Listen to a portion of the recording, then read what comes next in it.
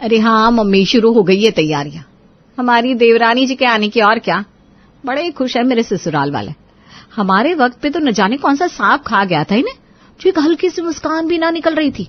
और अब छोटी बहू आ रही है तो देखो जरा, झुबड़ी अंदर ही नहीं जा रही इनके। हाँ तो ससुराल वाले ऐसे ही हुए हैं बिटिया, जिससे ज्यादा काम लेते हैं उसी पे अत्याचार करें। हमारी पूरी जिंदगी भी यूं ही निकल गई तुम्हारे पापा के रिश्तेदारों के साथ। लेकिन तुम ऐसा ना करना बिटिया, तुम कहे अपना हक छोड़ो भला। अगर तुम्हारे साथ ऐसा वैसा करे ना तो तुम तो अपना हक छीन ही लेना, समझे कि नहीं? हम तुम्हारी तरह ना है मम्मी, हम तो भटकती आत्मा की तरह जिसके पीछे पड़ जावे एक बार तो पीछा ना छूटे हमसे। नहीं तो क्या, कम नहीं है हम किसी से। हमने सुना है बड़ा सोना वोना दे रही तुम्हारी सास छोटी बहू को, तुम्हें तो कछु ना दिया था। ये तो अन्याय है बड़ा। तुम कछु कह नहीं रही हो क्या? अरे बोलेंगे थोड़ी ना, देखता हम कैसे मीठी छुरी बनकर सबको काटते हैं। अभी इन्होंने हमें पहचाना कहाँ है। हाँ बिटिया, छोड़ना नहीं अपना हक। इतने सालों तक तुमने ही तो किया है सब कुछ इस घर के लिए। अब काहे सब कुछ छोटी बहू के हाथ में जाने दे सकती हो? अरे सही बात बोल रही हैं आप मम्मी, हम काहे पीछे रहे। हम तो जो हमरा है वो लेकर ही रहेंगे। अभी जाते हैं अपने सासू माँ के पास और देखते हैं आखिर क्या बना रही है छोटी बहू के लिए। संजना की देवरानी से आने से संजना को लग रहा था कि उसका औहदा कम हो रहा है और उसके ससुराल वाले उस घर की छोटी बहू को कुछ ज्यादा ही सर पर चढ़ा रहे थे। और ये बात हमारी संजना से बर्दाश्त नहीं हो रही थी, इसलिए वो हर चीज में अपना हिस्सा लेने लगी थी। विभा शादी का सारा सामान बना रही है और सब कुछ बिस्तर पर पड़ा है, तब संजना पहुंचती है। अरे माँ जी, आप भी क्या, जब से शादी का मुहूर्त निकला है ना तब से लगी पड़ी रहती। ये लीजिए चाय पीजिए, थोड़ा सांस तो लीजिए। अरे अब शादी में वक्त ही कितना रह गया है, तैयारी तो करनी पड़ेगी ना। छोटी बहू के कपड़े गहने, उसका कमरा, सब कुछ सजा कर रखना पड़ेगा। हाँ बात तो सही है आपकी भी, हमारे वक्त पे सब कहाँ था, है ना। तब तो आपकी कमर बड़ी अकड़ी रहती थी, हम ब्याह करके आए थे तब आपके घुटने भी बड़े दर्द में रहते थे ना माँ जी। हाँ वो बात तो है, लेकिन क्या है ना, तेरी सेवा से अब तो हम बढ़िया हो गए। कोई दर्द नहीं रहा, ना घुटनों में ना कमर में। ये बात आपने पते की करी है माँ जी। हमने आपकी इस घर की बड़ी सेवा की है। आजकल कौन करता है कि नहीं। आजकल की लड़कियों को तो बस कपड़े गहने और अपने कमरे से मतलब है, लेकिन हम ऐसे नहीं निकले। हमने तो पूरे घर की जिम्मेदारी बड़ी ही अच्छे से निभाई। वो अलग बात है कि हमारी कदर इतनी नहीं हुई। अरे ऐसे काहे कह रही हो बड़की बहू, हम तुम्हें भी इतना ही प्यार करते हैं जितना कि छुटकी को। ऐसा ना सोचो, तुम दोनों ही हमारे लिए बराबर हो। सच क्या मम्मी जी, हम दोनों बराबर हैं क्या? फिर तो हमें यह हार लेने में कोई दिक्कत ही नहीं है। यहाँ आना हमें बहुत वक्त से पसंद था। अब हम ले या छुटकी एक ही तो बात है ना, तो हम रख लेते हैं। ये हार तो हम छुटकी के लिए तोहफे में देने के लिए रखे थे। चलो कोई बात नहीं, तुम्हें पसंद है तो तुम ही रख लो, हम उसके लिए दूसरा बनवा देंगे। और ये पिंक साड़ी भी हम ले लेते हैं माँ जी। आप तो हमें शादी में कोई अच्छी सी साड़ी दिए नहीं, इसलिए हम खुद ही ले लेते हैं। वैसे भी हम दोनों तो बराबर है ना आपके लिए, है कि नहीं। ये साड़ी तो आर्यन लाया था अपनी बीवी के लिए। चलो कोई बात नहीं, हम उससे कह देंगे वो नई साड़ी ले आए। हाँ अब उसके लिए तो सब कुछ नया ही आएगा, क्यों माँ जी। हमारे वक्त पे तो किसी को कुछ याद ही नहीं था कि हमें कोई तोहफा भी देना होता है। अरे ऐसी कोई बात नहीं है बड़की बहू, उस वक्त हम सबको इतना ज्ञान नहीं था कैसे सब होता है। तुम काहे चीजें दिल पर ले रही हो। हम कहाँ ले रहे हैं चीजें दिल पे, हम तो बस कह रहे थे कि कोई बात नहीं, आप कर लीजिए ना काम, ये हम आते हैं थोड़ी देर में। अब घर का काम भी तो हमें देखना है कि नहीं। छुटकी तो अभी शॉपिंग में लगी पड़ी होगी आपकी, हम आते हैं अभी। प्राण जाए किंतु कटु वचन ना जाए। क्या कुछ कहा क्या आपने हमसे माँ जी? अरे कछु नहीं, हम तो कह रहे थे थोड़ा सा ठंडा पानी पी, है गर्मी बहुत है, जिससे तुम्हारी जुबान भी ना जरा ठंडी ठंडी हो जाए और दिमाग भी। संजना जिठानी तो बनने वाली थी, लेकिन हर जिठानी की तरह उसे भी लग रहा था कि उसके वक्त इतना ताम झाम नहीं हुआ था जितना अभी हो रहा है। अरे बुआ जी, ये तो हम हैं जो इनके घर में ससुर जी के आगे कभी कुछ नहीं बोले। अरे कोई और होती ना तो कब का रिश्ता टूट गया होता। हम तो बड़की है ना इस घर की, इसलिए सब कुछ सह गए। नहीं तो आने तो अभी छुटकी बहू को देखना कैसे नए नए तमाशे होते हैं रोज। अरे काहे सबको अपना दुखड़ा सुना रही हो, क्या हो गया? अरे कहाँ हो गया, हमारी शादी में हमसे इतना घूंघट करवाए थे, अभी देखो ये बिना घूंघट के बैठी है। काहे सिर्फ हमारे वक्त ही सारे कायदे कानून बनाए थे। अरे हमारी शादी को 8 साल हो गए, अब सब कुछ बदल चुका है। तुम ही तो कहती हो कि वक्त के साथ हमें मॉडर्न होना चाहिए। अब हो रहा है तो रोए जा रही हो। सारे नियम हमारे लिए ही थे।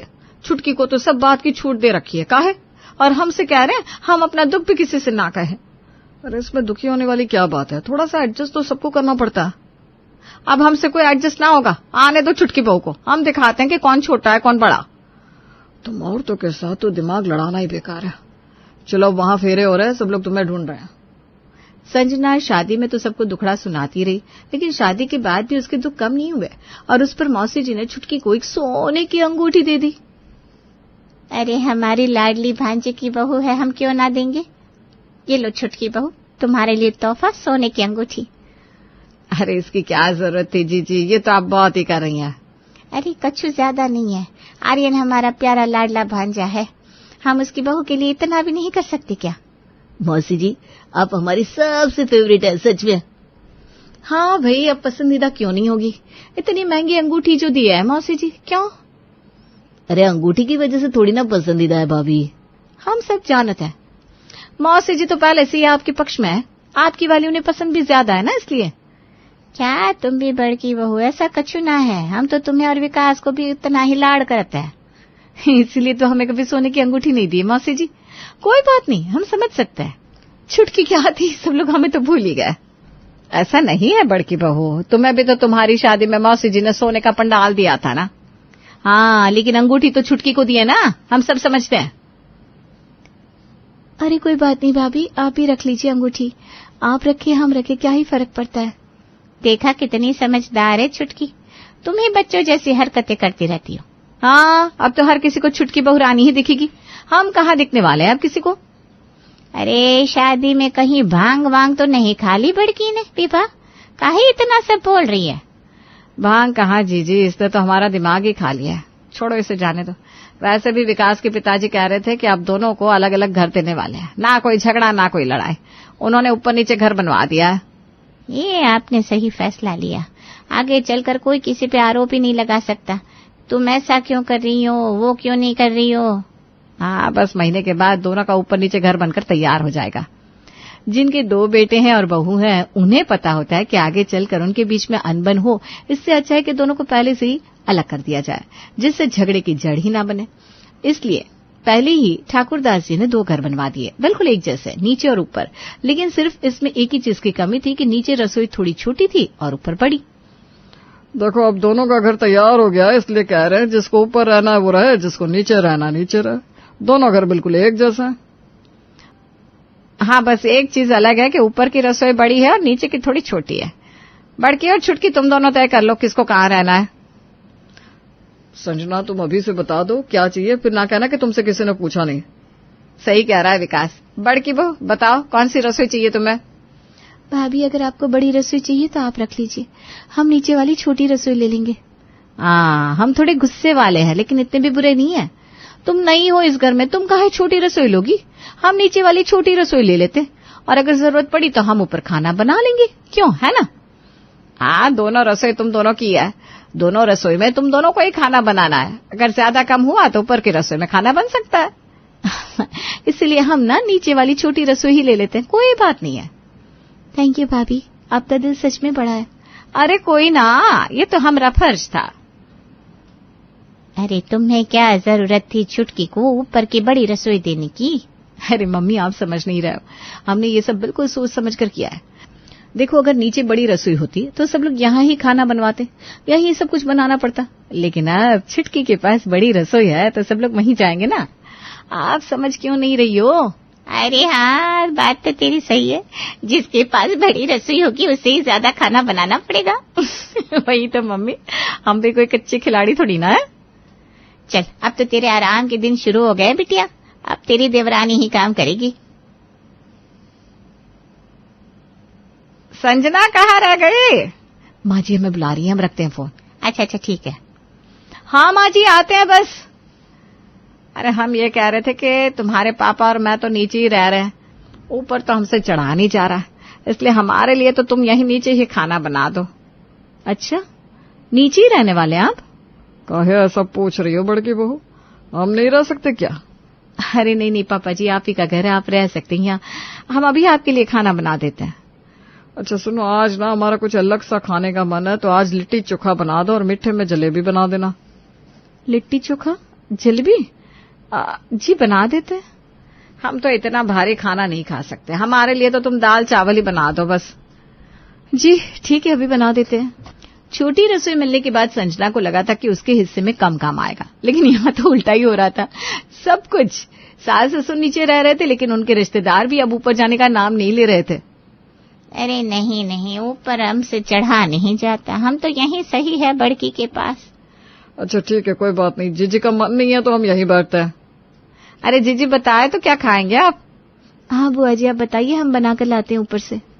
अरे ऊपर नीचे काहे कर रही हो, यहीं नीचे की रसोई में सब कुछ बना लो। अरे बुआ जी ऊपर की रसोई ना काफी बड़ी है, वहाँ अच्छे से खाना बना लेगी छुटकी। अरे नहीं नहीं, ऊपर खाना बनेगा फिर यहाँ लाओगी तुम दोनों, इससे अच्छा यहाँ नीचे की रसोई में बड़की की मदद कर दे छुटकी। वैसे भी ना बड़की बहू खाना काफी अच्छा बना लेती है। अच्छा बताइए क्या खाएंगे अब बुआ जी? तुम्हें तो पता है हम ज्यादा कुछ खा नहीं सकते, डोसा सांभर बना दो और उसके साथ 2-4 पराठे, 4 पापड़, सलाद, रायता तो है ही, बस और कुछ नहीं खा पाएंगे हम, और कोई हमें फोर्स भी नहीं करेगा, समझे? इसके बाद आपके पेट में जगह बचेगी? कछु कहा का? अरे हम कह रहे हैं कि पेट में जगह तो रखनी होगी ना। हम मीठे में आपकी पसंद की रसमलाई जो बना रहे हैं। ए बड़की बिना जबान की तेज लेकिन दिल की बड़ी साफ।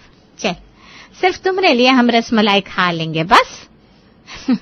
जी अभी बनाते सब कुछ, आप बैठिए। आप कितनी अच्छी है भाभी, सबके लिए इतना करती हैं। हमें ऊपर की रसोई दे दी फिर भी सब कुछ यहीं बना रही है। थैंक यू तारीफ के लिए। हम ही कहते थे कि ये छोटी रसोई भी ले ली और ज्यादा काम भी, अब भुगत रहे हैं। कुछ सोच रही है क्या भाभी? नहीं, हम ये कह रहे थे कि जब तक तुम सांभर और डोसा बनाओ हम बुआ जी को देख कर आते हैं। अच्छा ठीक है भाभी। छोटी रसोई है तो क्या हुआ, हम इससे काम तो करवा ही सकते हैं। अब ये काम करेगी, हम आराम से बैठेंगे। अरे क्या हो गया बड़की बहू, चमक वापस आ गई? वो छुटकी कह रही थी आप जाइए, आज हम बुआ जी के लिए सब कुछ बनाएंगे। वो कह रही है या फिर तुम? कछु कहा क्या आपने माँ जी? अरे नहीं नहीं, हम कहाँ कछु कह सकते हैं। भाभी मिर्ची कहाँ रखी है? वो रसोई में लास्ट कैबिनेट है ना, वहीं पड़ी है। अच्छा लेकिन हमें मिल नहीं रही। अरे तो तुम ही जाकर देख लो, तुम्हारी रसोई के बारे में तुम्ही को पता होगा। अच्छा ठीक है, हम देख कर आते हैं। मिर्ची पाउडर जल्दी से जाओ। संजना नियति को मिर्ची देकर जैसे ही आती है वैसे ही नियति उसे नमक के लिए पूछ लेती है, उसे फिर से जाना पड़ता है। भाभी सांभर मसाला कहाँ, हमें मिल नहीं रहा है, जरा ढूंढ दीजिए ना। अरे हमें बैठने नहीं देगी ये लड़की, आ रहा है रुको। अरे बड़की बहू, चुटकी को तुम्हारी रसोई के बारे में क्या पता, तुम ही जाकर खाना बना दो ना, जाओ। सॉरी भाभी, हम आपको बार बार परेशान कर रहे हैं, लेकिन हमें कोई चीज मिल ही नहीं रही, हम क्या करें? एक काम करो चुटकी बहू, तुम यहाँ हमारे पैर दबाओ, बड़की खाना बना देगी, है ना बड़की? क्या खाना हमें बनाना है? अब आया ऊंट पहाड़ के नीचे। अरे क्या हुआ बड़की, खाना बनाना भूल गई हो क्या? मैंने जिस चीज की वजह से छोटी रसोई ली थी वो तो कुछ हुआ ही नहीं, उल्टा हमें ही सारा खाना बनाना पड़ रहा है। क्या मुसीबत है। आपको खाना नहीं बनाना है क्या बुआ जी के लिए? भाभी ऐसा है तो हम ही बना देते हैं। अरे नहीं नहीं, आप सब बैठिए, हम अभी खाना बना देते हैं। सांभर, डोसा, पराठे, चटनी, रायता, सलाद और रसमलाई, सब कुछ है ना? हाँ अब जाओ भी, बड़ी भूख लगी है जोर की, जाओ। हाँ हाँ जा रहा है। छुटकी बहू भी किसी से कम नहीं है जेठानी जी, आप मीठी छुरी हैं तो हम मीठी तलवार है। आपको छोटी रसोई भी मिल गई और बड़ा काम भी। पिंकी ठीक 12 बजे वही पेटू के ढाबे में मिला, पहले आराम से छोले भटूरे खाएंगे, उसके बाद शॉपिंग करेंगे। क्या बात है भाई, छोले भटूरे शॉपिंग, ये तो ही बोल रही है ना? हाँ भाई मैं ही बोल रही हूँ, इतना भी घबराने जैसी क्या बात है? तू बोल रही है, यही तो घबराने की बात है। तो कब से शॉपिंग करने के लिए बाजार जाने लगी और इसके साथ छोले भटूरे भी खिलाएगी। तेरे ससुर जी को पता चल गया ना तो क्या हाल करेंगे तेरा। मुझे तो लगता है ससुराल से बाहर कर देंगे। अरे तू छोड़ना ससुर जी को, मैं वो बला हूँ जो शीशे से पत्थर को तोड़ दे, तो ये ससुर विशंबरनाथ जी क्या चीज है, उनका इंतजाम मैंने कर दिया है, तू फिक्र मत कर। अरे लेकिन तेरे ससुर जैसे अड़ियल दिमाग के इंसान को कैसे ठिकाने लगाया तूने, ये बता। अरे ठीक है ना, जब मिलूंगी तब बताऊंगी। पहले मिलने के लिए पेटू के ढाबे में तो आ, सारी बातें फोन पर जान लेगी क्या? गरिमा के इतना कहने पर पिंकी कुछ ही देर में तैयार होकर पेटू के ढाबे की ओर निकल जाती है, जहां पर गरिमा सच सवर कर पहले से उसका इंतजार करती दिखाई देती है। तू तो सच में आ गई यार, इसका मतलब तेरे ससुर जी ने वो तुगलकी फरमान वापस ले लिया क्या? अरे लेते कैसे नहीं, तुझे पता नहीं है? उनका पलक गरिमा से पड़ा है, गरिमा से। सही बताऊं तो इतनी आसानी से सुधरने वालों में से नहीं थे हमारे ससुर जी। वो तो मैंने जुगाड़ लगाया, उसके बाद बात बनी। अरे पता ना आखिर क्या किया? चल, अब तू जानना चाह रही है तो मैं तुझे शुरू से पूरी कहानी बताती हूँ। कुछ महीने पहले। अरे धर्मपत्नी जी, सुनती हो? कहाँ हो, जरा बाहर तो निकलो। क्या हो गया जी, ऐसा कौन सा कुबेर का खजाना हाथ लग गया जो आज ऐसे खुश हुए घूम रहे हो? अब तुम इसे कुबेर का खजाना समझो या जो मन चाहे वो समझो, लेकिन बात तो खुशी की है। हमारी गांव वाली जमीन जिस पर केस चल रहा था ना, वो केस हम जीत गए। वो पूरा खेत और खेत में जो छोटे ने जबरदस्ती अवैध मकान बना लिया था, वो सब हमारा हो गया। आज साबित हो गया भगवान के घर में देर है अंधेर नहीं। अरे वाह, ये तो बहुत अच्छी खबर सुनाई जी आपने। आज के समय में अपने पास जमीन हो, इससे बड़ी पूंजी और कुछ भी नहीं है। बाजार में देख रहे ना कितना मिलावटी सामान बिक रहा है, गेहूं, चीनी, चावल सब में आग लगी है। अपनी जमीन होगी तो हम भी अपने बच्चों के लिए थोड़ा बहुत अन्न बो देंगे, कम से कम शुद्ध खाना तो मिलेगा। हाँ भाग्यवान, वो तो ठीक है, लेकिन भाई हमने तो जीवन भर शहर में रहकर नौकरी की। अब ये खेती बाड़ी तो हमारे लिए काला अक्षर भैंस बराबर है। छोटे ने ही जीवन भर खेतों में हल जोते बुआई की। हमें भी यही सोचकर संतोष था कि चलो परिवार की जमीन है, किसी के तो काम आ रही है। लेकिन कौन जानता था कि एक दिन उसी के मन में बेईमानी आ जाएगी और वो हमारी जमीन को हड़पने की कोशिश करेगा। अरे छोड़िए ना पुरानी बातों को, क्यों मन से लगाते हैं। हमारी जमीन अन्न उगाने के काम ना भी आए तो कल को बुरे वक्त में बच्चों के काम तो आएगी ही। राधा और विशंबर के बीच हुई बातें आई गई हो गई, लेकिन विधाता को शायद कुछ और ही मंजूर था। जमीन का केस जीतने के महीने भर के भीतर ही विशंबरनाथ की पत्नी राधा भगवान को प्यारी हो गई और विशंबरनाथ पत्नी के बिना दुनिया में अकेले रह गए। बाबूजी, महंगाई देख रहे हैं आप, आसमान छू रही है। आटा, चीनी, चावल सबके दाम ऐसे भाग रहे हैं कि थोड़े दिन में तो लग रहा है कि तोले के हिसाब से राशन खरीदना पड़ेगा, और उस पर भी मिलावट ने जीना मुश्किल कर रखा है। क्यों बेटा, क्यों परेशान दिखाई दे रहे हो? बाबूजी, राशन की दुकान पर सामान लेने गया था। अरे पिछले महीने 5,000 में पूरे महीने का राशन आ गया था, इस महीने 8,000 लगे। एक झटके में खर्च 1.5 गुना हो गया और कमाई उसके बढ़ने का तो कोई आसार ही नजर नहीं आता। सेठ से पैसा बढ़ाने की बात करो तो सेठ बड़ी बड़ी आंखें करके दिखाने लगता है। देख बेटा, मेरी पेंशन के भरोसे आखिर कब तक ये घर चलता रहेगा। बात तो यही सच है कि वाकई महंगाई आसमान छू रही है। अब समझ में आता है तुम्हारी माँ जो कहती थी वो ठीक ही कहती थी। वैसे भी ये उसकी अंतिम इच्छा थी, इसलिए मैंने सोच लिया है कि मैं अब अपनी पत्नी राधा की अंतिम इच्छा को पूरा करूंगा। इच्छा? कैसी इच्छा? मैं कुछ समझा नहीं। अरे बेटा, तेरी माँ की इच्छा थी कि हम लोग गांव वाली जमीन में अपना खुद का अन्न उपजाएं और शुद्ध और ताजा भोजन खाएं। पैसों की भी बचत होगी और ये बाजार की मिलावट से भी बचाव हो जाएगा। कैसी बात करते हैं बाबूजी आप? अरे ऐसी कितनी जमीन है आपके पास कि आप सब कुछ घर में ही उगा लेंगे? चाहे जितनी कोशिश कर लीजिए, बाजार पर निर्भर तो हमें रहना ही पड़ेगा। बेटा, मैंने जो कह दिया सो कह दिया। मेरी बात समझ लो, पत्थर की लकीर है। तुम चाहे नौकरी छोड़ो या करो, लेकिन अब मैं 1 रुपया भी बाहर से राशन खरीदने के लिए इस घर में किसी को नहीं देने वाला। आखिर कब तक रहोगे इस किराए के मकान में? मकान मालिक से बात करके अगले ही महीने मकान खाली करो और खेतों में जो अपना मकान बना हुआ है वहां सामान लेकर चलो। बाबूजी, कैसी बात कर रहे हैं आप? यहाँ शहर में अपना घर छोड़कर गांव में क्या करने जाएंगे हम? और वैसे भी रोजगार तो शहर में है, गांव में रहकर क्या मिलेगा हमें? एक बात बता बहू, तेरे इस रमेश को रोजगार की जरूरत क्यों है? ये जो मुट्ठी भर पैसे कमा कर लाता है, उन पैसों से घर का राशन पानी ही तो भरवाते हो ना तुम। अगर वो राशन अपनी जमीन पर हम खुद उगा लेंगे तो तेरे पति की कमाई की भी मुझे जरूरत नहीं है। और तेरे कौन से भी बच्चे हो गए हैं जिन्हें स्कूल कॉलेज जाने में दिक्कत आएगी। बाबूजी तो जिद पकड़कर बैठ गए थे और किसी की बात सुनने को तैयार ही नहीं थे। सुनते हैं जी, अब ये क्या नई रट लगा ली है तुम्हारे बाबूजी ने? मुझे ऐसा लगता है कि अम्मा जी के जाने के बाद ना थोड़ा सा दिमाग चला गया है बाबूजी का। चलिए मान लिया, एक बार गेहूं चावल खेतों में उगा लेंगे हम, लेकिन क्या सिर्फ गेहूं चावल से जीवन चल जाएगा? चीनी, तेल, सब्जी, भाजी, फल, फ्रूट, आखिर किस चीज की जरूरत नहीं होती? इतना सब कुछ खेत में उगाने की ना तो हमारे पास जमीन है और ना ही ताकत। क्या ही कर सकते हैं। फिलहाल तो तुम सामान बांधो, बाबूजी ने जिद पकड़ ली है तो अब वो जाकर ही रहेंगे। कुछ ही दिनों में शहर का अपना किराए का मकान खाली करके विशंबरनाथ अपने बेटे बहू सहित खेतों के मकान में शिफ्ट हो गए थे। बेटा मैं तो सोच सोच के इतना खुश हो रहा हूँ कि हरे भरे खेतों के बीच में अपना मकान होगा। सोचो ठंडी ठंडी हवा आएगी, एसी चलाने की भी जरूरत नहीं पड़ेगी। शहर में एसी में सो सोकर सारी हड्डी जोड़ गल गए हमारे तो। बिल्कुल ठीक कह रहे हो बाबूजी आप। एसी तो क्या, इस मकान में पंखा चलाने का भी मौका नहीं मिलेगा आपको, क्योंकि बाबूजी पंखा, एसी, कूलर सबको चलाने के लिए बिजली की जरूरत होती है। और आपकी जानकारी के लिए बता दूं, हमारे खेतों में अभी तक बिजली नहीं आई है। सुनिए जी, मैं इस भूत बंगले में नहीं रहने वाली। आज ही जाकर बिजली का कनेक्शन लगाइए। आप लोगों ने मुझे समझ क्या रखा है? लालटेन में जीवन बिताएंगे क्या अब हम लोग? बेटा बिजली का कनेक्शन की बात करने के लिए रमेश तो बाजार चला गया।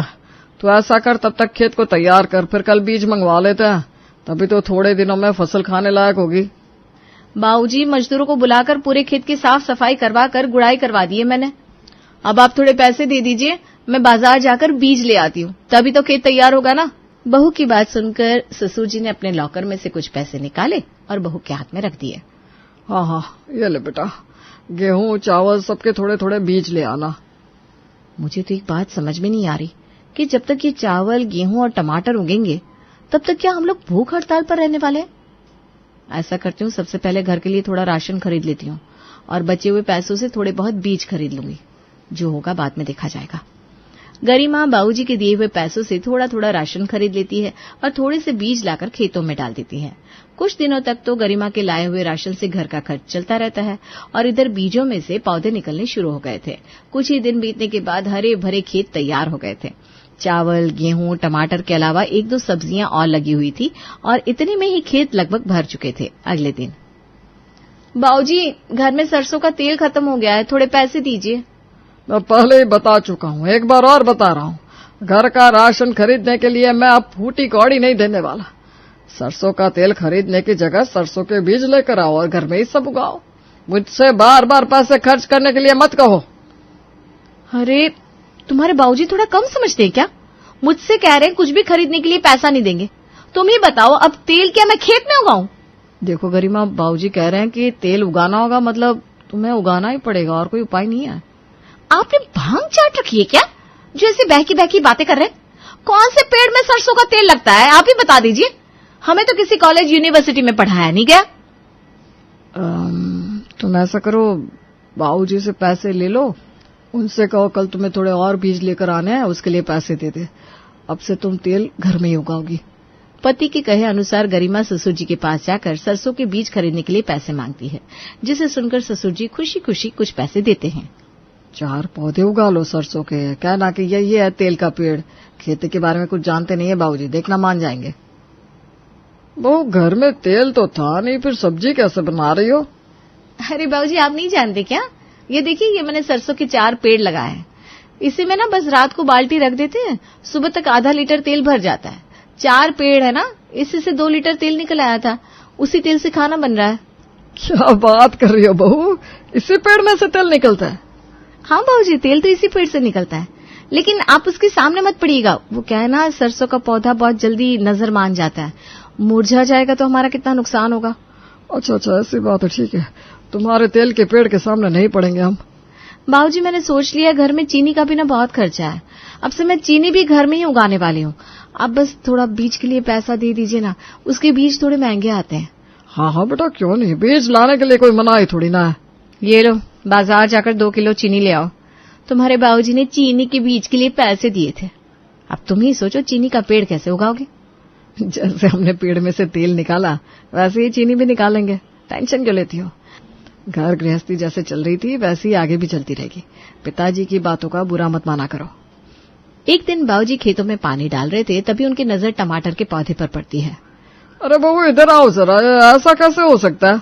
2-3 दिन से देख रहे हैं हम इस पौधे में 2-3 बस ये हरे हरे टमाटर दिखाई देते हैं, और तुम तो रोजाना टमाटर वाली सब्जी बना रही हो। भाई जब खेत में अपना टमाटर निकल ही नहीं रहा तो तुम इस्तेमाल कैसे कर रही हो? क्या बाबूजी आप भी, मैंने आपको बताया था ना, फसल को इस तरह से नजर नहीं लगाई जाती।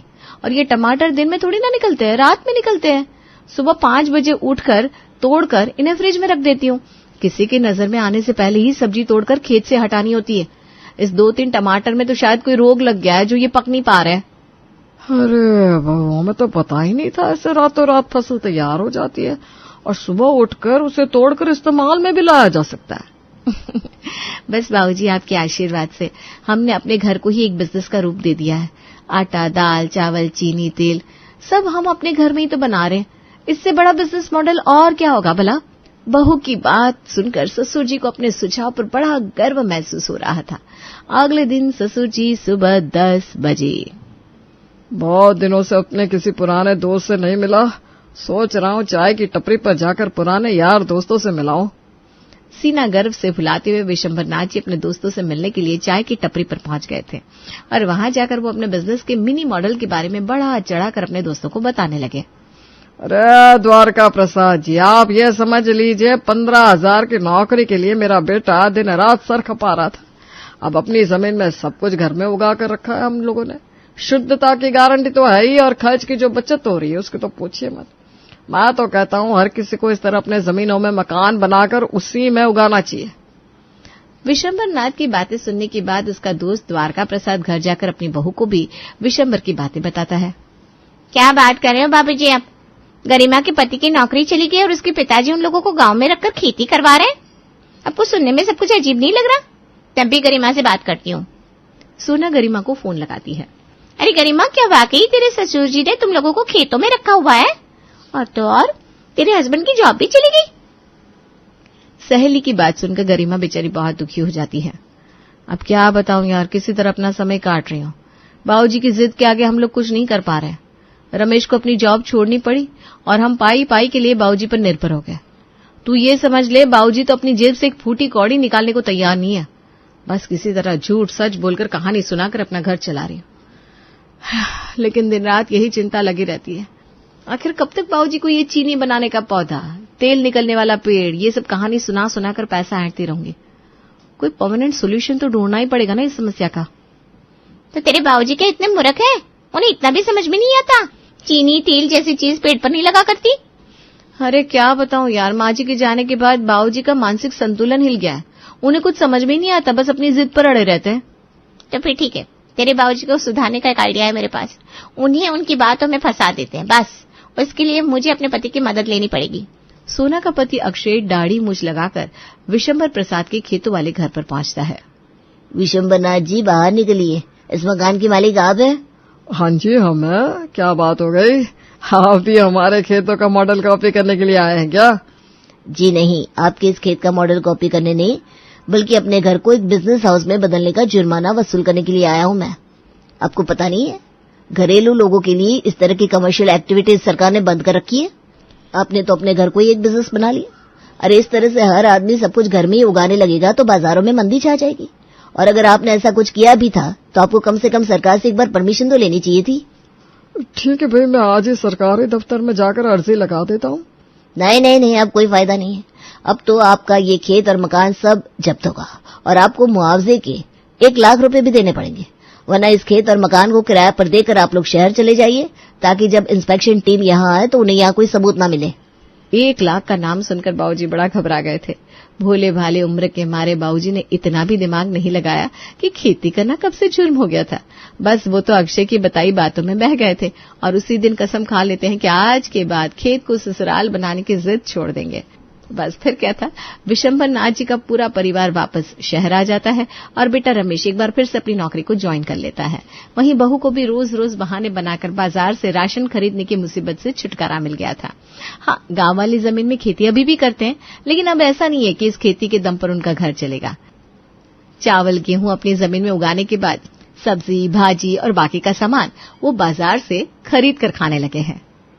हे भगवान, शुक्र है सोना का कि उसने दिमाग लगाया, वरना तेरी सारी उम्र तो खेतों में पानी डालते ही डालते बीत जाती।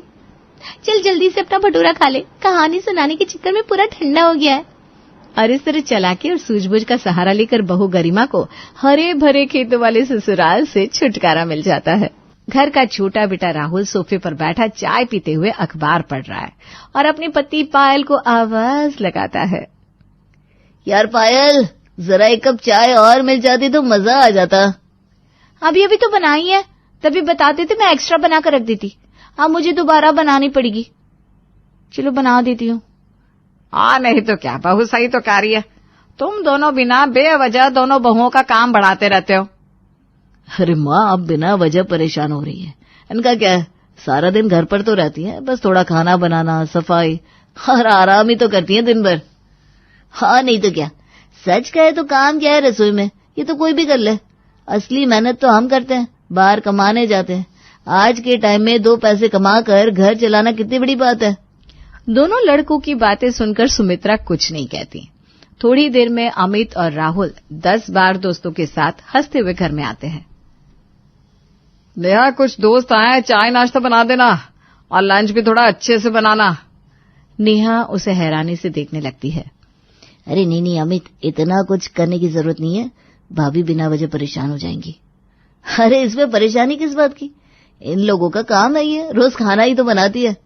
बना लेगी, वैसे भी औरतों को घर में और काम ही क्या होता है। अमित भी राहुल की हाँ में हाँ मिलाता है। ये देखकर नेहा और पायल का मुंह उतर जाता है। वो लोग मेहमानों के सामने तो कुछ नहीं कहती, लेकिन किचन में जाके हद है इन लोगों की, हमसे पूछा भी नहीं कि अचानक से 10-12 दोस्तों को लेकर आ रहे हैं। आके कह रहे हैं खाना बनाओ। हमने क्या यहाँ होटल खोल के रखा है? सही कह रही हो तुम, लेकिन हम कर भी क्या सकते हैं?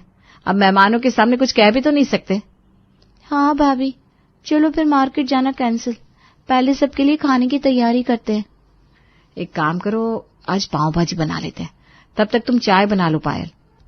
पायल चाय के साथ नमकीन, बिस्किट और कुछ स्नैक्स रखकर मेहमानों के सामने लेकर आती है। अरे ये क्या पायल, तुमने पकौड़े नहीं बनाए? ऐसे सूखी सूखी चाय पिलाओगी क्या मेहमानों को? जाओ जल्दी पकौड़े बना कर लाओ। पायल ये सब सुनकर गुस्से का घूंट पीकर रह जाती है। वो किचन में आती है और ट्रे को पटकते हुए कहती है, फरमाइशें तो देखो लाट साहब की, पकोड़े बना लाओ। अरे ऐसे ही बनते क्या पकोड़े? अरे यार, अभी तो पाव भाजी की सब्जी भी नहीं काट पाई, अब पकोड़े बनाने होंगे। दोनों बहुएं जल्दी जल्दी पकोड़े बनाती हैं। नेहा पकोड़े लेकर आती है। अरे ये क्या, सिर्फ आलू के पकोड़े बनाए हैं क्या यार? कम से कम प्याज का और मिर्ची के तो बना लेते। चलो कोई ना, अब जाकर बना कर ले आओ, बहुत दिन हो गए मिर्ची के पकोड़े खाए। ये सुनकर नेहा को गुस्सा आने लगता है। अरे रहने दे भाभी, कितना काम करेगी, वैसे भी मुझे तो प्याज के पकोड़े पसंद ही नहीं है, आलू ही अच्छा है, और ज्यादा मिर्ची से ना एसिडिटी हो जाएगी। नेहा किचन में आती है। इन दोनों भाइयों से समझदार तो इनके दोस्त हैं। कम से कम उन लोगों को हमारी मेहनत तो दिख रही है, लेकिन इन दोनों भाइयों को दिखता ही नहीं कुछ। नहीं तो क्या, बड़ी आसानी से कह दिया, मिर्ची और प्याज के भी पकौड़े बना लो। मन तो कर रहा है मिर्ची के पकौड़ों की जगह मिर्ची ही खिला दो दोनों भाइयों को। दोनों बहुएं मिलकर पाव भाजी बनाती है और सबको परोसती है। वाह भाभी, क्या पाव भाजी बनाई है आपने, मजा आ गया। अरे क्या मजा आ गया, नमक कम है इसमें। एक तो सिर्फ पाव भाजी बनाई, ये नहीं कि छोले भटूरे बना लेती। छोले भटूरे बनाने के लिए छोले एक रात पहले भिगोने पड़ते हैं, ऐसे थोड़ी ना अचानक से बन सकते हैं। अरे रहने दो, सब जानता हूं मैं, काम ना करना पड़े इसलिए कुछ न कुछ बहाना करते रहते हो तुम लोग। और नहीं तो क्या, सिर्फ घर ही तो संभालना है, वो भी नहीं होता तुम लोगों से। पायल और नेहा मेहमानों के सामने कुछ नहीं कह पाती। सावित्री देवी दोनों लड़कों को देख रही थी। सब मेहमान चले जाते हैं, पूरा फैला पड़ा था। चलो मेहमान तो चले गए, लेकिन ये घर का क्या हाल हो गया है, सफाई दोबारा करनी पड़ेगी। हाँ भाभी, किचन में भी बर्तन का भंडार लगा हुआ है। एक काम करती हूँ, मैं किचन कर लेती हूँ, आप ये सब सफाई का काम कर लो। दोनों बहुएं घर साफ करना, किचन, सब कुछ करते करते बुरी तरह थक जाती हैं और राहुल और अमित बस सोफे पर बैठे टीवी देख रहे हैं। रात हो जाती है। भाभी, इतने बर्तन हो गए थे, साफ करते करते मेरी उंगलियां खिंच गई। मेरा भी कुछ ऐसा ही हाल है, पूरा घर साफ करते करते मेरी तो कमर दर्द करने लगी। दोनों लड़के उनकी बात सुनकर कहते हैं, बिल्कुल नाजुक हो गए तुम लोग, जरा सा काम किया नहीं कि थक गए। इतने लोग अचानक से आ गए, सबका चाय नाश्ता खाना पीना सब काम करने में थकान नहीं होगी क्या? क्यों भाई, ऐसा कौन सा तीर मार लिया आप लोगों ने? सिर्फ खाना ही तो बनाया, उसमें कैसी थकान? जितना काम हम करते हैं तुम लोग तो उसके आगे कुछ भी नहीं करती। सुमित्रा देवी दोनों लड़की की बातें सुन रही थी, लेकिन अब वो चुप नहीं रहती। हाथ धकार दी तुम लोगों ने। एक तो बिना बताए इतने सारे लोगों को ले आए, ऊपर से बहुओं की मदद करने की जगह उन्हें सुना रहे हो। बहुओं ने सब कुछ इतना अच्छे से संभाला है। अरे माँ, तो उसमें कौन सी बड़ी बात है, ये सब तो कोई भी कर लेगा। और क्या, इन लोगों का काम ही क्या है? तुम लोगों को बहुओं का काम छोटा लगता है ना। चलो एक दिन तुम लोग पूरा घर नहीं सिर्फ रसोई संभालो, तब पता चलेगा तुम लोगों को। देखती हूँ कितना आसान लगता है तुम लोगों को। ठीक है माँ, कर लेंगे, कौन सी बड़ी बात है। ये काम भी हम इन दोनों से तो अच्छे से ही करेंगे। और नहीं तो क्या, जब हम ऑफिस संभाल सकते हैं तो किचन संभालना कौन सी बड़ी बात है। तो ठीक है, तय रहा। कल सारा दिन घर की पूरी जिम्मेदारी अमित और राहुल उठाएंगे। अगले दिन सुबह होती है, राहुल और अमित किचन में खड़े हैं। सुमित्रा देवी उन्हें एक लंबी लिस्ट पकड़ा देती है। लो बेटा, आज ये सब बनना है। पराठे, पनीर, दाल, भिंडी, चावल, रोटी, रायता, सलाद और मीठे में खीर। लिस्ट देखकर दोनों लड़कों की आंखें फटी रह जाती है। क्या इतना सब कुछ?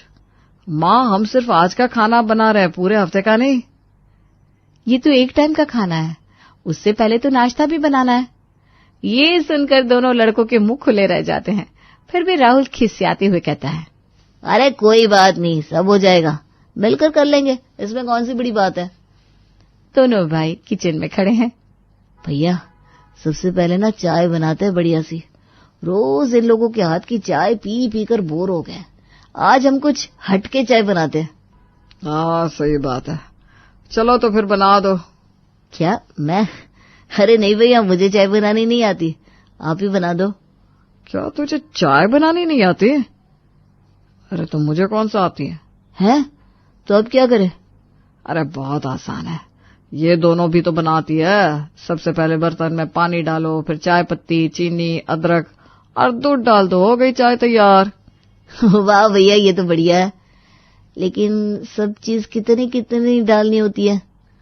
ये भाई मुझे नहीं पता, अब क्या करें, नेहा और पायल से पूछे क्या? अरे भैया, उन्हीं लोगों से तो चैलेंज है, और आप उन्हीं से पूछकर बेइज्जती करवाओगे क्या हमारी? बात तो सही है, एक काम करते हैं, अंदाजे से सब डाल देते हैं, क्या ही फर्क पड़ रहा है, हो जाएगा इतना तो। हाँ, सही रहेगा, लेकिन अब चाय के लिए बर्तन कहाँ रखा होगा? चाय का बर्तन थोड़ा ऊपर रखा हुआ था। अमित ऊपर से बर्तन उतारने जाता है तो बाकी के बर्तन भी गिरा देता है, और एक बर्तन तो राहुल के सर पर आकर गिरता है। राहुल की चीख निकल जाती है।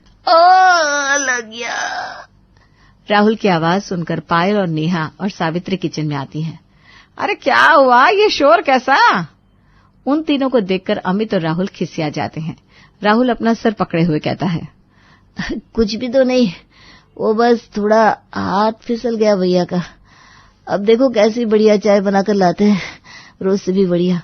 हाँ बिल्कुल, आप लोग जाओ, बैठ जाओ। दोनों लड़के मिलकर मुश्किल से चाय बनाकर लाते हैं। ये लीजिए, पीजिए हमारे हाथ की स्पेशल चाय।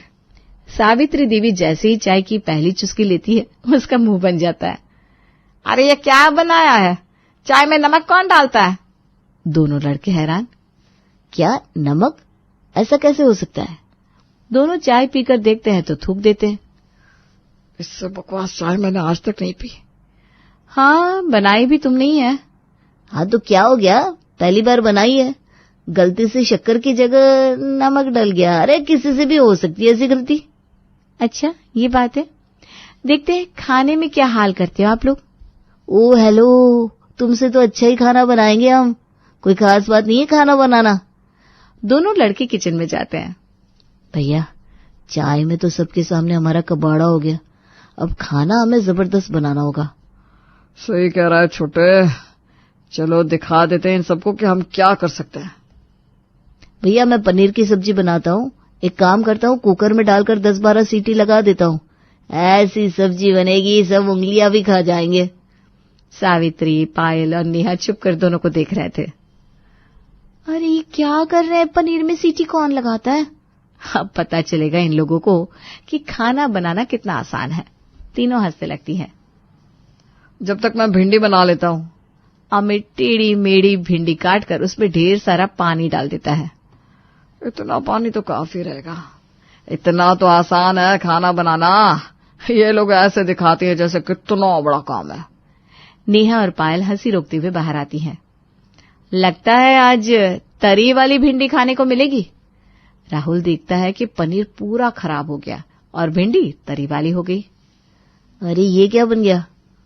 ये भिंडी से पानी कैसे हटाना है? हमारी तो इतने में ही हालत खराब हो गई। अभी तो चावल, रोटी, खीर, इतना सब कुछ बाकी है। हम हार नहीं मान सकते राहुल, हम कर लेंगे। मेरे पास एक आइडिया है, क्यों ना फोन से देखकर बनाए सब। और जैसे ही अमित और राहुल अपना अपना फोन निकालते हैं कि सुमित्रा देवी वहां आ जाती हैं। तुम दोनों फोन यूज नहीं कर सकते। पायल और नेहा भी तो बिना फोन के खाना बनाती है। तुम दोनों को भी वैसे ही बनाना होगा खुद के दम पर। अरे लेकिन माँ, हमें कैसे पता चलेगा क्या चीज कैसे बनानी है? अरे तुम लोग तो कह रहे थे खाना बनाना बहुत आसान है। हार मान ली क्या? ऐसा कुछ नहीं है माँ, हम सब बना सकते हैं। ठीक है, हम बिना फोन के खाना बनाएंगे। अब देखना कैसा खाना बनाते हम। हाँ, वही तो देखना है। सभी महिलाएं बाहर आती हैं। अरे बड़ी बड़ी डींगे तो हाँक ली, अब ये बता खाना कैसे बनाएंगे? बहुत आसान है भैया, मैंने माँ को खाना बनाते देखा था। सबसे पहले पैन लो, फिर घी, जीरा, धनिया, दाल डाल दो, सारे मसाले डाल दो और बन गई दाल। राहुल तड़के में कच्ची दाल ही पैन में डाल देता है। पूरी दाल जल जाती है।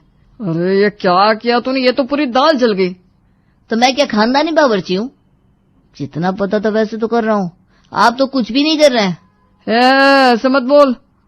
अरे रुक, मुझे याद आया, सब्जी में प्याज डालने ना। देख मैंने प्याज भी काट दी। ये प्याज नहीं है भैया, ये लहसुन है, और इसका छिलका भी नहीं निकाला आपने। क्या कर रहे हैं? ऐसे बनाएंगे क्या खाना? तो क्या मैं रोज प्याज काटता हूँ? ठीक है, अब लड़ने की जगह खाना बनाने पर ध्यान देते हैं। आप प्याज काटो, मैं मिर्ची काट लेता हूँ। अमित प्याज काटने लगता है तो उसकी आंखों में पानी आ जाता है। साथ में राहुल की आंखें भी जल रही है। राहुल मिर्ची काटते हुए कहता है, क्या कर रहे हैं भैया? ठीक से प्याज काटो ना, मेरी आंखें जल रही है। इसी सब में राहुल गलती से अपनी आंखों में मिर्ची वाला हाथ लगा लेता है। ये मर गया। हाँ, मेरी आंखें फूट गई। अरे क्या ड्रामा कर रहा है? इतना भी नहीं जल रहा है प्याज से। अरे भैया, प्याज नहीं, मिर्ची। हाँ, मिर्ची आंख में गई। राहुल आंख बंद करके जल्दी से पानी ढूंढने लगता है। अमित उसे पानी देने जाता है तो खुद ही टकरा जाता है और पूरा पानी अपनी ही ऊपर गिरा लेता है। तेरी आंखों का तो पता नहीं, इस चक्कर में मैं पूरा गीला हो गया। राहुल जैसे तैसे अपनी आंख पानी से साफ करता है। अमित आटा लगाने लगता है तो आटे में बहुत ज्यादा पानी डाल देता है। अरे ये आटे में पानी है या पानी में आटा, क्या करूं मैं? मेरी सब्जी का भी यही हाल है भैया। और ये खीर चावल तो पूरे कच्चे हैं। और पूरी रसोई कितनी ज्यादा गंदी हो गई है। इसको साफ करते करते 2 दिन लगेंगे। ये पायल और भाभी कैसे कर लेती है सब कुछ?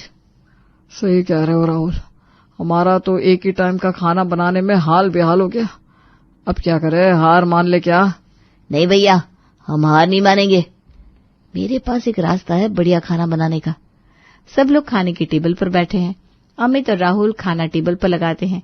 खाना देखकर पायल और नेहा का मुंह खुला रह जाता है। ये खाना इन दोनों ने बनाया है? यकीन नहीं हो रहा। हाँ भाभी, इतनी अच्छी खुशबू आ रही है खाने से। माँ, खाना बनकर रेडी हो गया, खाकर बताओ कैसा बना है। सुमित्रा देवी कुछ नहीं बोलती। जैसे ही वो खाने का पहला निवाला लेती है, खाना तो सच में बहुत अच्छा बना है। दोनों बहुएं ये सुनकर हैरान रह जाती है। देखा कितना टेस्टी खाना बनाया हमने। अब तो आप दोनों मानती हो ना, आप लोगों का काम बहुत आसान है। सुमित्रा देवी खाना चखती है तो हैरान रह जाती है। ये खाना कुछ जाना पहचाना सा है। अच्छा बच्चों, हमसे ही चालाकी, अभी मजा चखाती हूँ। सुमित्रा देवी उठकर किचन की तरफ जाती है। सब लोग भी उसके पीछे जाते हैं। सुमित्रा देवी किचन की हालत देखकर हैरान रह जाती हैं। अरे ये क्या हाल कर दिया है तुम दोनों ने रसोई का? तुम लोगों ने खाना बनाया या युद्ध किया? मम्मी जी, किचन को देखकर लग रहा है यहाँ कोई भूचाल आया है। अब इसको साफ करने में हमें शाम हो जाएगी। तुम लोगों ने चीटिंग की है। खाना नंदू हलवाई के यहाँ से आया है ना? ये सुनकर अमित और राहुल का मुंह बन जाता है। राहुल फुसफुसाता है, अरे माँ को कैसे पता चल गया? क्या सच कहा ना? तुम लोगों को क्या लगा चीटिंग करके जीत जाओगे? मेरे रहते ऐसा कभी नहीं होगा। दोनों लड़के खिसिया जाते हैं। अब आपको कैसे पता चला माँ? माँ हूं तुम दोनों की, अपने बछड़े के दांत अच्छे से जानती हूँ। तुम दोनों इतना भी भूल गए कि हम लोग जब भी बाहर से खाना मंगाते हैं तो नंदू हलवाई के यहाँ से ही मंगाते हैं। अमित और राहुल अपना माथा पीट लेते हैं। अरे ये तो हम भूल ही गए। तुम दोनों ने चीटिंग की है ना, तुम दोनों को इसकी सजा मिलेगी। आज से अगले 2 दिन तक तुम दोनों को ही पूरा घर संभालना होगा। राहुल और अमित बुरी तरह चौंक जाते हैं। नहीं माँ, अब और नहीं। एक टाइम का खाना बनाने में हमारा दम निकल गया। माँ हमें समझ में आ गया है कि खाना बनाना कोई बच्चों का खेल नहीं है, हमें माफ कर दो। मुझसे नहीं, पायल और नेहा से माफी मांगो। तुम दोनों को क्या लगता है सिर्फ पैसे कमाना ही काम है? घर संभालना कोई काम नहीं है? मुझे माफ कर दो पायल, आज समझ में आ गया तुम जो करती हो वो कितना जरूरी और मुश्किल है। भाभी आप भी मुझे माफ कर दो। हाँ नेहा, मुझे भी माफ कर दो। पायल माफ कर दो, हम गलत थे, लेकिन आज हमें समझ में आया कि आप दोनों रोज पूरा घर संभालती है, जबकि हम तो एक दिन तो दूर की बात एक टाइम का खाना तक नहीं बना सके। तो आज क्या सीख मिली? काम कोई छोटा बड़ा नहीं होता, जिम्मेदारी सिर्फ पैसे कमाने की नहीं होती, घर संभालना भी एक फुल टाइम ड्यूटी है। सब मुस्कुराते हैं। राहुल और अमित जाकर सोफे पर जाकर बैठ जाते हैं। और महाराज की तरह बैठ क्या गए? हाँ, अब जो किचन का बेहाल किया है उसको साफ करने में पायल और नेहा की मदद करो, जाओ। सब लोग मिलकर पूरा किचन साफ करते हैं। हाय, मेरी तो कमर ही टूट गई है। धन्य है आप दोनों जो इतना काम रोज कर लेती हैं। हाँ भाई, हालत खराब हो गई आज तो। वैसे देखा जाए तो तुम दोनों को तो हर हफ्ते छुट्टी मिल जाती है, लेकिन इन बहुओं का क्या? इन बेचारियों को एक दिन की छुट्टी नहीं मिलती। तो अब से हर शनिवार और रविवार तुम दोनों पायल और नेहा के घर के काम में मदद करोगे। हाँ, अब हर शनिवार और रविवार हम मिलकर किचन संभालेंगे। और कभी कभी नंदू हलवाई का खाना भी मंगा लेंगे। सब लोग हंसने लगते हैं। देखो तो माँ, घर पर कौन आया है? अरे नीतू बेटा, आज कितने दिनों बाद तू घर आई है। शादी के बाद तो तूने बिल्कुल आना जाना ही बंद कर दिया। क्या करूं आंटी जी, मेरी सास है ना, जब देखो तब हर जगह जाने के लिए रोक टोक करती रहती है। कल भैया का बर्थडे है तो उसी के लिए बड़ी मुश्किल से निकल कर आई हूँ। इसी बहाने आप दोनों से भी मिलना हो गया, वरना मेरी सास के राज में मुझे बाजार जाते हुए भी सोचना पड़ता है। सही बात है बेटा, जब तक मायके में हो तब तक मौज में हो। एक बार शादी हो गई तो फिर ससुराल वालों के अनुसार ही चलना पड़ता है। तुम दोनों बैठकर बातें करो, मैं तुम्हारे लिए चाय नाश्ता लेकर आती हूँ। क्या बात है नीतू, शादी से पहले तो तू हर टाइम एकदम मस्त मौला रहती थी, आज जरा टेंशन में लग रही है। अरे अभी तो तू अपने ससुराल में भी नहीं है, फिर किस बात की टेंशन ले रही है? क्या बताऊं यार, मेरी सास की किटकिट सुनकर ना मेरा मूड परमानेंटली ऐसा हो गया है। देख, मैं तो तुझे साफ साफ बोल रही हूँ, शादी करियो तो ऐसे लड़के से ही करियो जो या तो अकेला रहता हो या फिर उसकी माँ पहले ही। अरे बस बस, क्या कुछ भी बोल रही है? मेरी होने वाली सासू माँ को पहले ही बेटा, आज तुझे मेरी बात पर जितनी हंसी आ रही है ना, कल उतना ही रोना आएगा जब तेरी सास तुझे चैन से सांस भी नहीं लेने देगी। ये सारी सास ना एक जैसी ही होती है, बस चाहती है मेरी बहू मेरे इशारों पर नाचती रहे।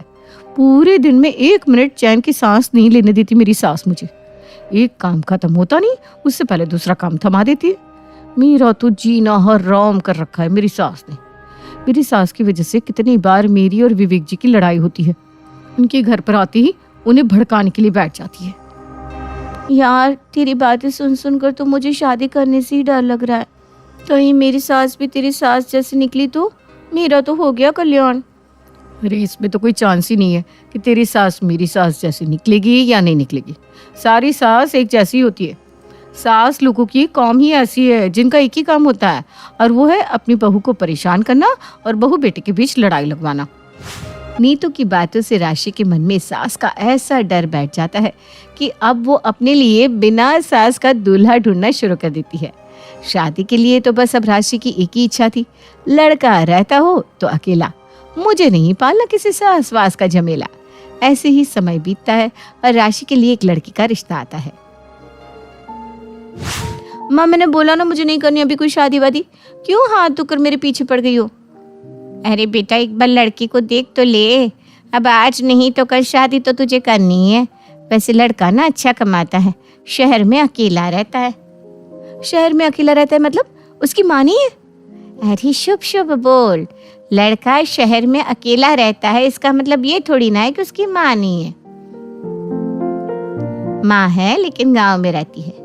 ऐसा होता है ना बेटा कि गांव में रहने वाले लोगों का शहर में मन लगता नहीं, इसीलिए शायद गांव में रहती होगी। लड़का शहर में नौकरी करता है इसलिए वो वहीं पर रहता है। लड़का अच्छा कमाता है, रिश्ता अच्छा है, एक बार सोच ले। अरे वाह वाह वाह, लड़का शहर में अकेला रहता है, मेरे लिए इससे अच्छा तो कुछ और हो ही नहीं सकता। मुझे तो जो चाहिए था मुझे मिल गया, जल्दी से शादी के लिए हाँ बोल देती हूँ, ये रिश्ता हाथ से नहीं निकलना चाहिए। अरे अब तुम मन ही मन क्या सोचने लगी? रिश्ते के लिए उन्हें बुलाना है या मना कर दूं? अरे नहीं माँ, अब तुम इतना कह रही हो तो शादी कर ही लेती हूँ।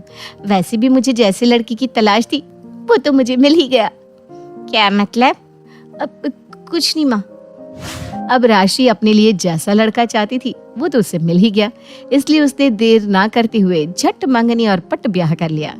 कुछ दिन तो राशि ने शहर में अपने पति के साथ चैन की जिंदगी जी, लेकिन तभी एक दिन उसके पति राहुल ने किया अपनी माँ को टेलीफोन। हेलो माँ, अब तुम्हें और दिन गांव में रहने की जरूरत नहीं है, तुम्हारे बेटे का प्रमोशन हो गया है, नए घर में शिफ्ट हो गया हूँ अब मैं, तुम्हारी टिकट भी करवा दी है, बस अब तुम जल्दी से ट्रेन पकड़कर यहाँ आ जाओ। मैं कब से इस दिन का इंतजार कर रहा था, तुम यहाँ आओगी तो राशि भी बहुत खुश हो जाएगी। फोन पर राहुल की ये बातें सुनकर राशि का तो दिमाग ही घूम जाता है।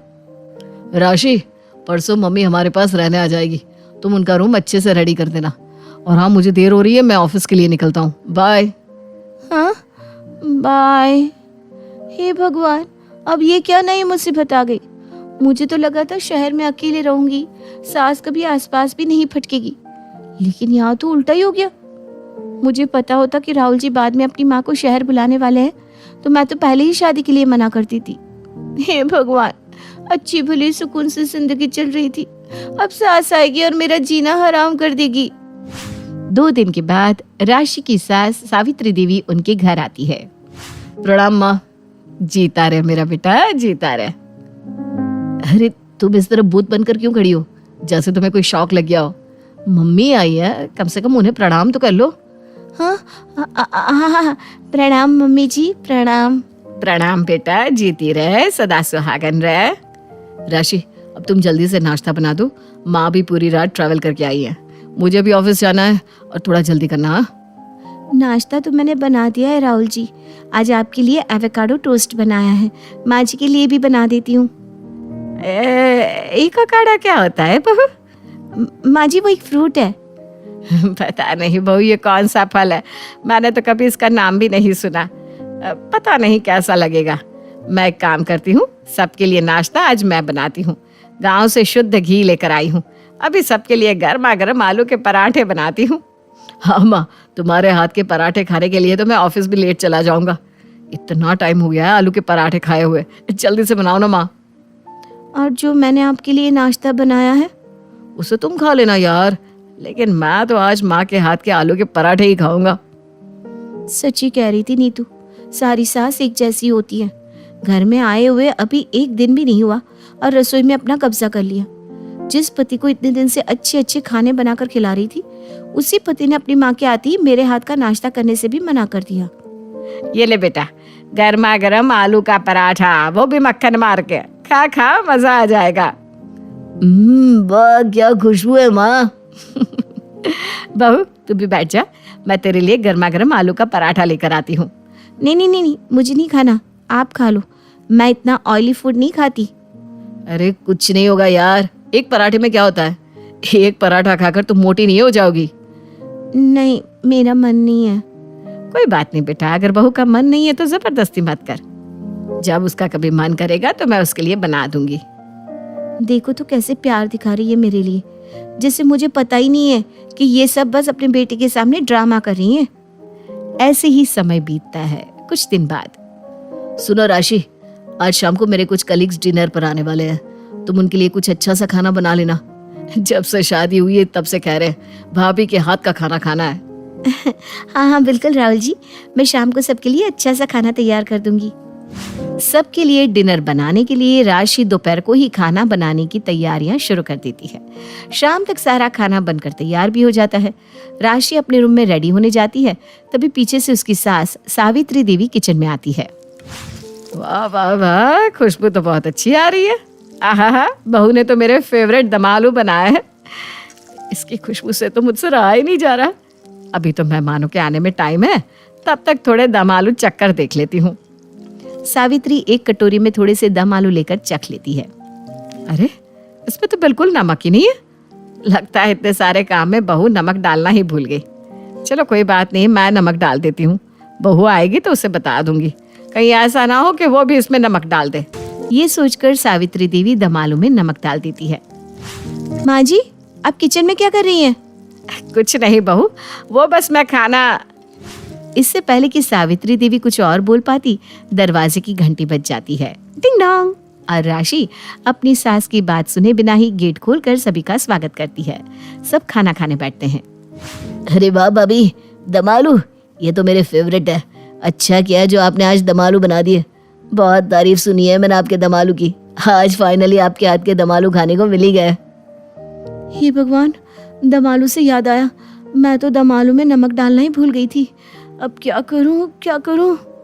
वाह, क्या दम आलू बनाए भाभी। ओए होए होए, बड़े बड़े रेस्टोरेंट वालों को भी फेल कर दिया। एक नंबर। हाँ राशि, इतने अच्छे दम आलू तो तुमने कभी मेरे लिए भी नहीं बनाए। सच में बहुत टेस्टी बनाया। टेस्टी बने? नमक वगैरह सब ठीक है ना? भाभी एकदम परफेक्ट। ये कैसे हो गया? मैं तो दम आलू में नमक डालना ही भूल गई थी, तो फिर इसके अंदर नमक आया कहाँ से? अरे हाँ, माँ जी किचन में गई थी, कहीं उन्होंने ही तो दम आलू में नमक नहीं डाला। इसका मतलब माँ जी जानबूझकर मेरी सब्जी को खराब करना चाहती थी, सबके सामने मेरे इंसल्ट करवाना चाहती थी। वो तो भगवान का शुक्र है कि मैं सब्जी में नमक डालना ही भूल गई, वरना अगर मैंने सब्जी में नमक डाल दिया होता तो माँ जी तो राहुल जी के कुलीग्स के सामने मेरी बेइज्जती करवा देती। बहुत चालू है, मुझे इनसे बचकर रहना होगा। सब खाना खाकर वहां से चले जाते हैं। इसी बीच सुमित्रा राशि को वो नमक वाली बात बताना भूल जाती है। राशि तो पहले ही सास के नाम से इतनी नेगेटिव थी और अब तो वो अपनी सास से और ज्यादा चिढ़ने लगी। ऐसे ही समय बीतता है। तभी एक दिन, राशि कहाँ है माँ? बेटा वो तो बाजार में सामान खरीदने गई थी, बस आती ही होगी। हे भगवान, आज ये फिर से मार्केट में शॉपिंग करने पहुंच गई। इसने तो हर महीने का नियम बना लिया है, चाहे जरूरत हो या ना हो, दुनिया भर की शॉपिंग करनी है। अभी तक तो मैंने इसे कुछ नहीं कहा, लेकिन अगर आज ये बेफिजुल का सामान लेकर आई ना तो क्या है? क्या बेफिजुल का सामान लाती है मेरी बहू? मैंने तो आज तक उसे कुछ बेफिजुल का सामान खरीदते हुए नहीं देखा। खबरदार जो तूने उससे कुछ भी कहा तो। उसी वक्त घर की बेल बजती है। राहुल जाकर दरवाजा खोलता है तो राशि के हाथ में इतने सारे शॉपिंग बैग्स देखकर उसका पारा हाई हो जाता है। क्या है ये सब? मतलब ये इतने सारे शॉपिंग बैग्स? तुम्हें पता भी है मैं कितनी मेहनत से पैसे कमाता हूँ, और तुम हो कि हर महीने जाकर बेफिजुल में इतने सारे पैसे खर्च कर देती हो। अरे उसे घर के अंदर तो आने दे बेटा। और तो होता कौन है उसे कुछ बोलने वाला? क्या बेफिजुल खर्च किया है मेरी बहू ने? अब तेरी बीवी है तो खर्चा भी तो तू ही उठाएगा ना। इतना पैसा कमाता है, मेरी बहू ने थोड़ी सी शॉपिंग कर ली तो क्या हो गया? तुम तो रहने ही दो माँ, तुम इसे और सर पर मत चढ़ाओ। देखो तो कितना सारा सामान लेकर आई है। इतने सामान की जरूरत भी है क्या? मुझे पक्का पता है इसमें सारे के सारे कपड़े होंगे। इसकी अलमारी तो जाकर देखो माँ, कपड़ों से लदी पड़ी है। एक कपड़ा रखने की जगह नहीं है इसमें। उसके बाद भी इतने सारे कपड़े और ले आई। अब इन कपड़ों को रखने के लिए एक नई अलमारी और खरीदो। अरे तो खरीद लेना, तेरे पास अलमारी खरीदने के पैसे नहीं है या घर में अलमारी रखने की जगह नहीं है? इतने पैसे कमाता है, थोड़े से बहू ने खर्च कर दिए तो देखो कैसे कर रहा है। वो बेचारी हमेशा तेरा ख्याल रखती है, तेरे खाने पीने का, तेरे कपड़ों का, हर चीज का ध्यान रखती है। उसके लिए तू इतना भी नहीं कर सकता? माँ, अब तुम तो शुरू मत हो जाओ, तुम इसकी आदत और खराब कर रही हो। बस बहुत हो गया, वापस कराऊंगी मैं ये सारे कपड़े। नहीं लेना मुझे आपके पैसों से कुछ भी, कल जाकर सब वापस कराऊंगी। राशि गुस्से में अपने कमरे में चली जाती है। कर दिया ना मेरी बहू को नाराज। क्या जरूरत थी ये सब बोलने की? एक तो वो पूरा दिन तेरी चाकरी में लगी रहे, और अगर तेरे कमाए हुए पैसों से कुछ खरीद ले तो तेरे तेवर देखो।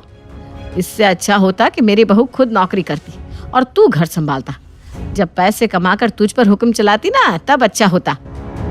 आज तक मुझे राहुल जी ने कभी शॉपिंग करने के लिए कुछ नहीं कहा, लेकिन मम्मी जी के आती मुझे शॉपिंग के लिए टोकना शुरू कर दिया। बहुत अच्छी बन रही थी ना बाहर मेरे सामने, लेकिन मुझे अच्छे से पता है इन्होंने ही राहुल जी को भड़काया है कि देख तेरे कितने पैसे खर्च करती है, थोड़ी दिन में तो तुझे कंगाल बना देगी। इस सास ने तो मेरा जीना हराम करके रख दिया। बस अब बहुत हो गया, मैं इनके साथ अब और नहीं रह सकती। मैं अपने मायके चली जाऊंगी, मम्मी को ही फोन करती हूँ। राशि परेशान होकर अपनी मम्मी को फोन करती है। हेलो मम्मी, मुझे नहीं रहना यहाँ पर। आए दिन मेरी सास की वजह से यहाँ पर कोई ना कोई तमाशा होता रहता है। अरे क्या हो गया बेटा, एकदम से क्या बोल रही है तू? कुछ कह दिया क्या तेरी सासू माँ ने तुझे? कहती तो वो मुझे कुछ नहीं है, लेकिन मेरे पीछे से मेरे ही खिलाफ षड्यंत्र रचती रहती है। मेरे सामने तो इतनी अच्छी बनने का नाटक करती है, लेकिन मेरे पीछे से राहुल जी को मेरे खिलाफ भड़काती है। आज मैं शॉपिंग करके आई ना, तो राहुल जी ने मुझे इतना डांटा, आज से पहले तो कभी कुछ नहीं कहा। बेटा अगर उसने तुझे शॉपिंग के लिए डांटा है तो सही तो डांटा। तुझे पता भी है ना तू कितनी बेफिजूल की शॉपिंग करती है। तेरे आधे से ज्यादा कपड़े तो ऐसे हैं जो तू एक बार खरीद लेती है और फिर उन्हें पहनती तक नहीं। अलमारी में सजे रहते हैं तेरे कपड़े। ऐसे में राहुल जी तुझे डांटेंगे ही ना, इसमें तेरी सास की क्या गलती? मम्मी, मुझे लगा था कम से कम आप तो मुझे सपोर्ट करोगे, लेकिन आप तो उल्टा मेरी सास को ही सपोर्ट करने लग गए। मैं किसी को सपोर्ट नहीं कर रही हूँ, मैं बस तुझे समझा रही हूँ कि तू जो हर दूसरे तीसरे दिन अपनी सास की बुराई करने के लिए मुझे फ़ोन लगाती है ना, वो ठीक नहीं है। मैं तेरी सास से मिली हूँ, अच्छी तरह बात की है, बहुत अच्छी तरह जानती हूँ मैं सावित्री बहन जी को। तू जैसा कह रही है ना वो वैसी बिल्कुल भी नहीं है। तुम तो रहने ही दो माँ, एक सास का दुख सिर्फ बहू ही समझ सकती है। सब सास एक जैसी होती है, कोई सास ऐसी नहीं होती जो अपनी बहू को खुशी दे। अच्छा, तब तो अगर तेरी भाभी भी ऐसा सोचने लगी तो क्या होगा? वो भी हर बात का कसूरवार मुझे ठहरा कर अपने मायके चली जाएगी। लेकिन माँ तुम ऐसी थोड़ी ना हो। अभी तो तूने कहा ना सब सास एक जैसी होती है, तो मैं भी तो एक सास हूँ। मैं भला बाकी सासों से कैसे अलग हो सकती हूँ? लेकिन माँ तुमने कभी भाभी के साथ कुछ गलत नहीं किया। तो तेरी सास ने कब तेरे साथ कुछ गलत किया? तो खुद ही अपने मन में उनके लिए गलत धारणा बनाकर बैठी है, इसीलिए तुझे उनकी कोई बात अच्छी नहीं लगती। उसमें भी तो उनके लिए कोई ना कोई कमी ही ढूंढती रहती है। एक बात याद रखियो बेटा, किसी में कमी ढूंढने जाएगी ना तो उसकी अच्छाई में भी तुझे बुराइयां ही नजर आएगी। एक बार अपनी सास के लिए अपने मन को अच्छा रख कर दे, तब तुझे पता चलेगा कि तेरी सास तुझसे कितना प्यार करती है। शायद तुम ठीक कह रही हो माँ, मैं अब से माँ जी के लिए गलत नहीं सोचूंगी। मुझे सबके लिए खाना बनाना है, मैं तुमसे बाद में बात करती हूँ। राशि सबके लिए खाना बनाकर टेबल पर सर्व करती है। अरे वाह बहू, आज तूने दम आलू बनाया है। वाह वाह, आज तो खाने का मजा ही आ जाएगा। अरे दम आलू से याद आया, उस दिन जब तूने सबके लिए दम आलू बनाए थे ना, तो तू उसमें गलती से नमक डालना ही भूल गई थी। मुझे बहुत अच्छी खुशबू आ रही थी तो मैंने सोचा चक्कर देखूं, तब पता चला कि भाई नमक ही नहीं है, तो मैंने खुद ही उसमें नमक डाल दिया था।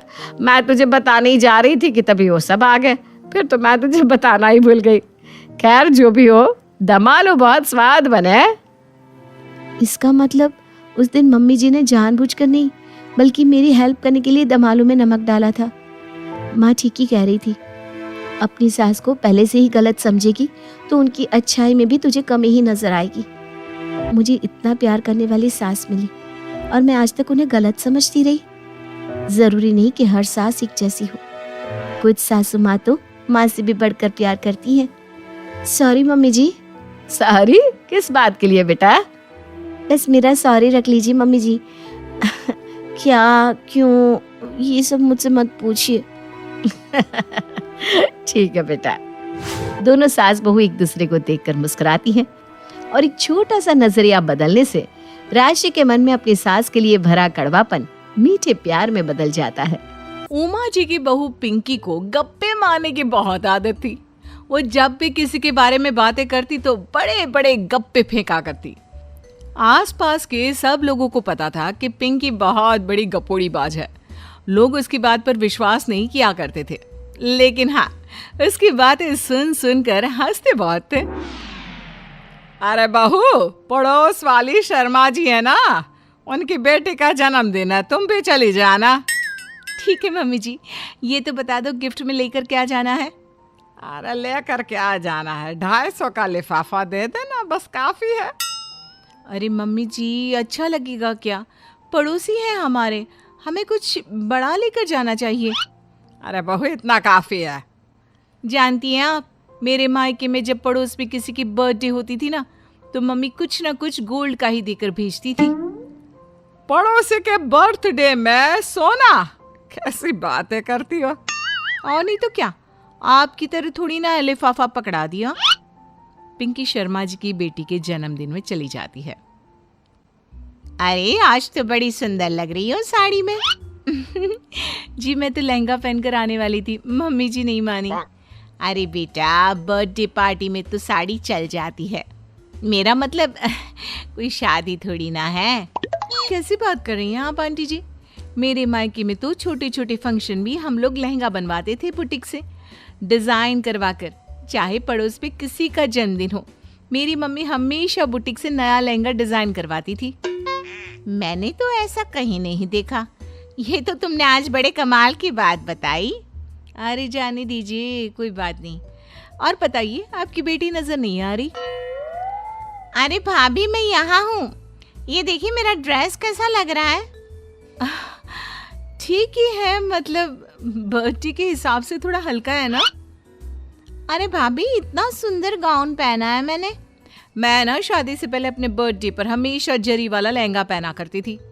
यही मैं तुम्हारी मम्मी को भी बता रही थी। इसके बाद केक काटने का प्रोग्राम शुरू होता है। सब लोग इकट्ठे हो जाते हैं। शर्मा जी की बेटी का केक देखकर पिंकी से रहा नहीं जाता।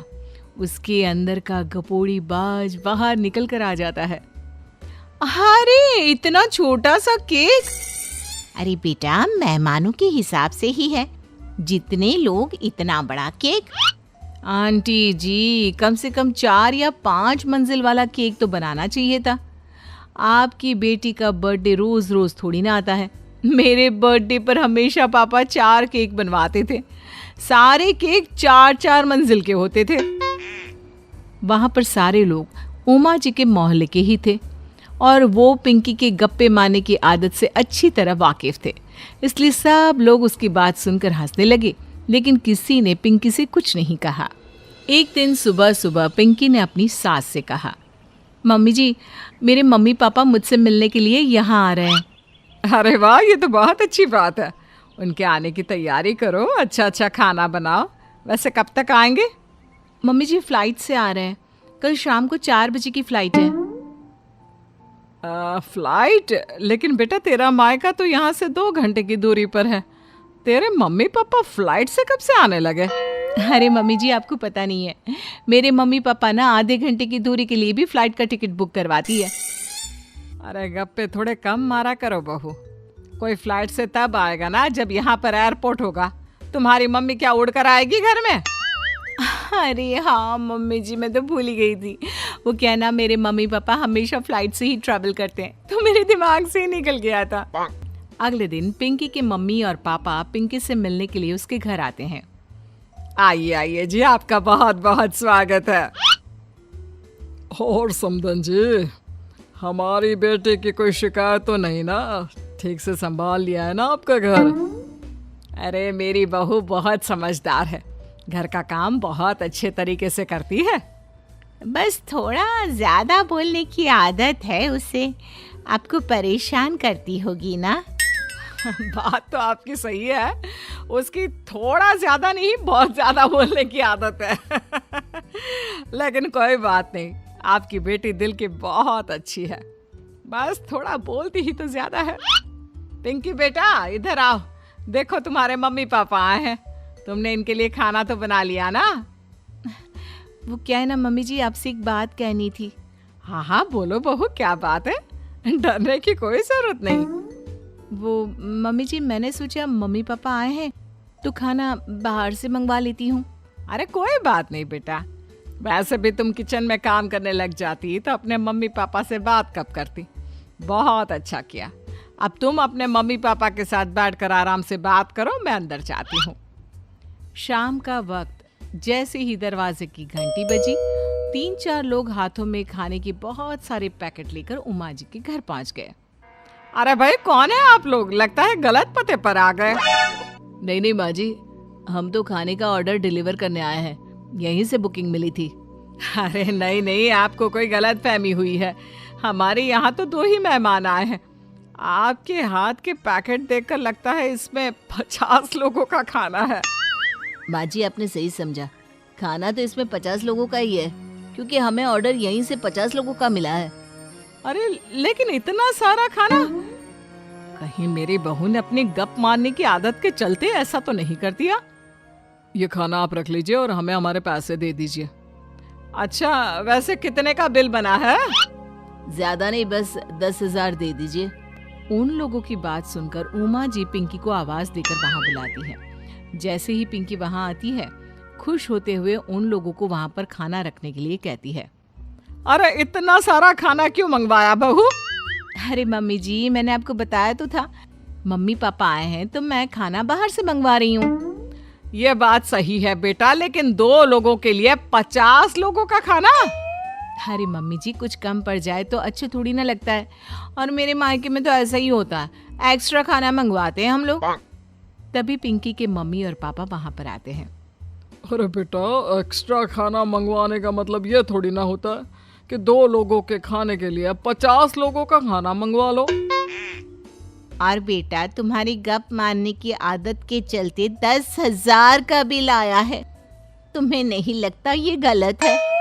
देखो बहू, बढ़ा चढ़ाकर बातें करना अपनी जगह, लेकिन इतनी बड़ी बड़ी फेंकना भी गलत है ना। पहली बात तो इतने सारे पैसे लगे, और दूसरी बात खाना वेस्ट होगा। आप लोग ठीक कहते हैं, मैं आज के बाद अपनी इस आदत को कंट्रोल करने की कोशिश करूंगी और अब से गप थोड़ी कम मारा करूंगी। पिंकी की बात सुनकर सब लोग हंसने लगे।